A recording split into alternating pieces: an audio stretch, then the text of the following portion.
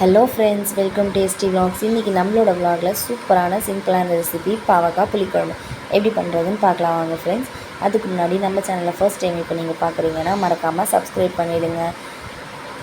பாவக்காய் புளிக்குழம்பு பண்ணுறதுக்கு நான் ஒரு 3 மீடியம் சைஸ் பாவக்காய் எடுத்து ரவுண்டாக கட் பண்ணி அது நடுவில் இருக்கிற அந்த ஒயிட் கலரில் அந்த சதை இருக்கும் இல்லைங்களா, அதெல்லாம் எடுத்துகிட்டு க்ளீன் பண்ணி வச்சுருக்கேன்.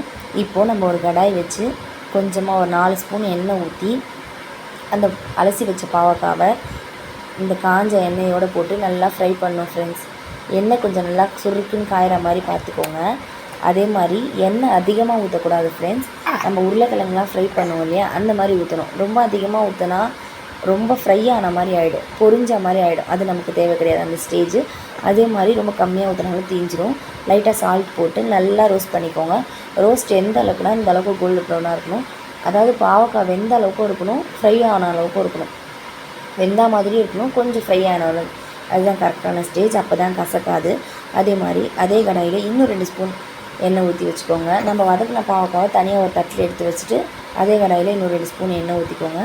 10 பல் பூண்டு, 2 மீடியம் சைஸ் வெங்காயம், கொஞ்சம் கருவேப்பிலை இதெல்லாம் போட்டு நல்லா வதக்குங்க ஃப்ரெண்ட்ஸ். வெங்காயம் வந்து நல்லா கோல்டன் ப்ரௌனாக வரணும்.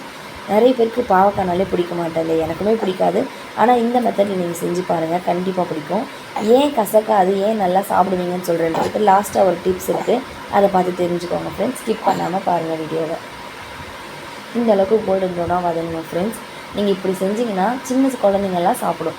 அதே மாதிரி 3 மீடியம் சைஸ் தக்காளி அதையும் கட் பண்ணி சேர்த்து கொஞ்சமாக உப்பு போட்டு நல்லா வதங்கணும். தக்காளி வெங்காயம் எந்த அளவுக்கு வதங்குதோ அந்த அளவுக்கு குழம்பு எப்பவுமே டேஸ்ட்டாக இருக்கும் ஃப்ரெண்ட்ஸ். எந்த புளிக்குழம்பு வச்சாலும் அந்தளவுக்கு டேஸ்ட்டாக இருக்கும். குழம்பும் நல்லா ஆகும், தொக்கு மாதிரி நல்லா ஆகும். நீங்கள் வெங்காயம் தக்காளி வதக்குறீங்கன்னா இப்போது 1/4 ஸ்பூன் மஞ்சள்தூள், 2 ஸ்பூன் மிளகாத்தூள், இன்னும் கொஞ்சம் உப்பு போட்டு நம்ம ஃப்ரை பண்ணி வச்ச பாவக்காய் இதில் கொட்டி நல்லா வதக்கிக்கோங்க.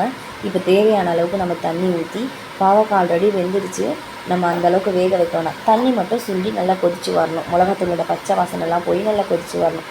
இந்த அளவுக்கு ஒரு கொதி வந்த பிறகு ஒரு லெமன், சின்ன லெமன் சைஸில் புளியை கரைச்சி நம்ம சேர்த்துக்கலாம். இப்போ கொஞ்சம் நேரம் மூடி வச்சுருங்க. நல்லா கொதிக்கணும் ஃப்ரெண்ட்ஸ், நல்லா கொதிக்கணும். ஒரு பாதியாக ஆகிற ஸ்டேஜில் என்ன பண்ணணுன்னா, வெல்லம் இருக்குங்களா, அந்த வெல்லத்தை ஒரு 1/2 ஸ்பூன், அதாவது கொஞ்சம் நம்ம கையில் நுணுக்கிற அளவுக்கு கொஞ்சமாக அதில் போட்டுட்டு நல்லா வதக்கி விட்டுருங்க.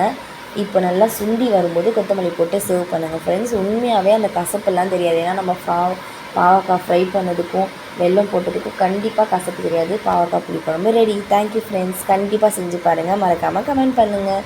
தேங்க்யூ.